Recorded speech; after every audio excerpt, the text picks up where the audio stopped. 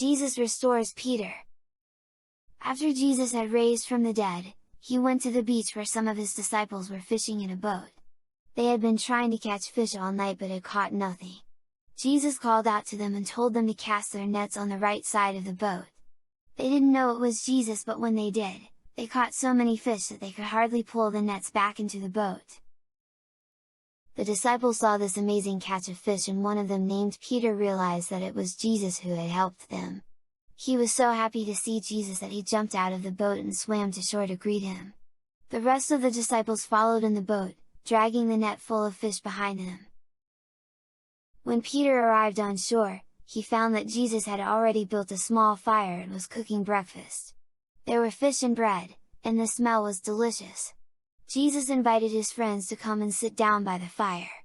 For the disciples, this was a special moment. Jesus had been crucified and buried just a few days before. But now, he was alive again. After breakfast, Jesus turned to Peter and asked him 3 times if he loved him. Peter answered each time, "Lord, you know all things, you know that I love you."